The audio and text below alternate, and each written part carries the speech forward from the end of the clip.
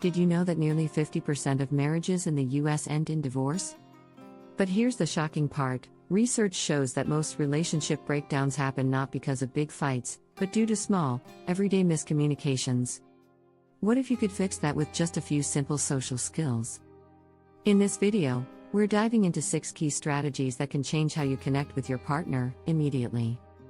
We'll talk about the power of vulnerability, how nonverbal communication can build trust, and how you can navigate conflict like a pro. By the end, you'll have the tools to make your relationship stronger, happier, and more connected. Stay tuned for tips you won't find in any self-help book. These are the secret skills that truly make a difference. Chapter 1: The Power of Vulnerability. Why opening up unlocks connection. Vulnerability is often seen as a weakness, but in relationships, it's the key to unlocking deeper emotional connections. Studies show that people who share their true feelings with others tend to have stronger, more satisfying relationships. In her book Daring Greatly, Brené Brown emphasizes that vulnerability is not about weakness, but about courage. She states, vulnerability is not winning or losing, it's having the courage to show up and be seen when we have no control over the outcome. When you allow yourself to be vulnerable, you're inviting your partner into your world. It creates a safe space for them to do the same. Sharing fears, hopes, and even past hurts builds trust and intimacy. But how can we get comfortable with vulnerability? Start small. Share something personal, maybe how you felt about a recent event or a childhood memory. This sets the tone for deeper conversations over time. An interesting statistic from the University of California found that couples who regularly express their vulnerabilities tend to report higher levels of relationship satisfaction. Vulnerability can be scary, but it's essential for authentic connection. The more you practice it, the easier it becomes. Remember, it's about showing your partner who you really are, flaws and all. This openness fosters a sense of closeness that can't be achieved with walls up. The key here is consistency. Vulnerability doesn't work if it's used only in fleeting moments or when you're at your breaking point. It's an ongoing process of trust building. So, the next time you feel afraid to open up, remember that it's your courage, not your perfection, that will make your relationship thrive. Chapter 2: The Silent Language of Love. Mastering Nonverbal Communication. Did you know that over 90% of communication is nonverbal? That means your body language, eye contact, and even the way you touch your partner speak louder than words ever could. Nonverbal communication is one of the most powerful tools in creating emotional intimacy. In her book The 5 Love Languages, Dr. Gary Chapman highlights how gestures and touch are a major way people express love, even if they don't always realize it. It's crucial to pay attention to the signals you're sending. For example, a simple touch on the arm can communicate comfort and reassurance, while crossed arms can create distance. Research from UCLA shows that when partners maintain eye contact during conversations, it increases the feeling of trust and closeness. But nonverbal communication isn't just about physical gestures, it also includes tone of voice and facial expressions. Sometimes, a smile or the way you say I love you can be more meaningful than the words themselves. When you master these subtle signals, you can create a connection that doesn't need constant verbal affirmation. In fact, couples who are skilled at nonverbal communication tend to experience less conflict, as they can better understand each other's feelings without needing to speak.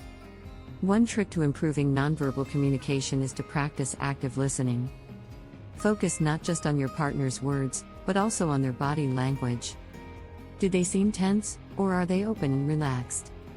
Are they making eye contact, or avoiding it? By responding to these cues, you show that you're not just listening, you're hearing them. Chapter 3: Emotional Agility. Navigating conflict with compassion. We all know that conflicts are a part of any relationship, but what matters most is how we handle them.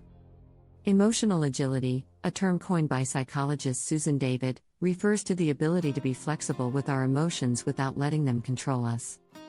In relationships, this means staying calm and compassionate even when things get heated. One powerful strategy is to pause before reacting.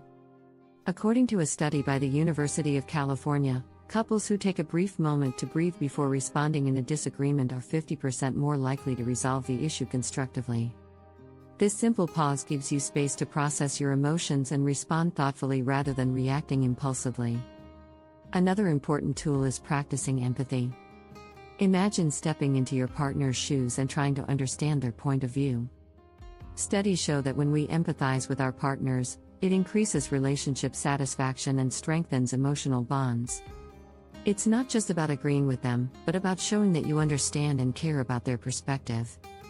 In her book Emotional Agility, Susan David argues that emotional agility can transform how we handle conflict. She suggests labeling your emotions instead of letting them run wild, saying to yourself, "I'm feeling frustrated," rather than acting out on the frustration. This simple act of acknowledging your feelings gives you more control over how you respond. The ultimate goal is to handle conflict in a way that maintains connection rather than breaks it. Remember, it's not about winning an argument but about maintaining love and respect. By staying emotionally agile, you create a space for compassionate resolution, turning conflicts into opportunities for growth rather than division. Subscribe to stay up to date with more insightful strategies that can help you improve your relationships and emotional well-being. Don't miss out on the next few chapters. Chapter 4, The Art of Active Listening. When your ears speak louder than your words, listening isn't as easy as it sounds. In fact, most of us don't listen as well as we think. A study from the International Listening Association found that we spend about 45% of our time listening, but we remember only about 25% of what we hear. So, how can we improve? The answer lies in active listening. Active listening goes beyond hearing words. It's about fully understanding and connecting with your partner's feelings. Dr. John Gottman, a renowned relationship expert, suggests that active listening can predict the longevity of a relationship. In fact, couples who practice listening with empathy are 60% more likely to stay together long term.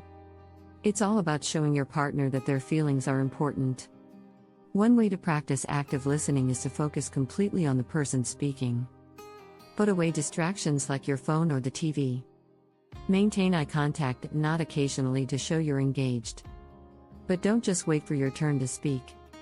Reflect back what your partner has said by summarizing their words or asking clarifying questions. Active listening also involves listening for the unspoken emotions beneath the words. You might hear frustration or sadness even if your partner is just talking about their day. This deeper level of listening helps you respond with more empathy, making your partner feel truly understood. Another strategy is to validate your partner's feelings. Simply acknowledging their emotions, like saying, "I can understand why you'd feel that way," can diffuse tension and promote a healthy conversation. Active listening isn't just about agreeing with your partner, it's about making them feel heard and valued. Chapter 5, Authenticity over Perfection. The secret to true intimacy in today's world. We often strive for perfection. But when it comes to relationships, striving for authenticity can bring far greater rewards. In her book The Gifts of Imperfection, Brené Brown writes, "Perfectionism is a shield we use to protect ourselves from the pain of being seen. But the truth is, perfectionism in relationships can create emotional distance, while authenticity fosters intimacy." Authenticity means being true to yourself, not hiding behind a facade of what you think your partner wants. The more genuine you are, the more your partner can trust you. And trust is the cornerstone of any strong relationship. A study from the University of Toronto found that couples who feel they can be their true selves around each other have higher levels of satisfaction and emotional closeness. So how can you embrace authenticity in your relationship? Start by sharing your true thoughts and feelings, even when it's uncomfortable. Don't be afraid to admit when you're wrong or express your needs. Being real, even in difficult moments, builds a deeper connection than trying to appear perfect. It's also important to create space for your partner to be authentic. Encourage open, non-judgmental conversations where both of you can be vulnerable. Remember, a perfect relationship doesn't exist, and that's okay. What matters is the trust and connection you build by being honest with each other. Perfectionism may feel safe, but it keeps you from truly bonding. Embrace your imperfections and celebrate them. After all, it's those very imperfections that make your relationship unique and deeply meaningful. Chapter 6, The Compliment Game.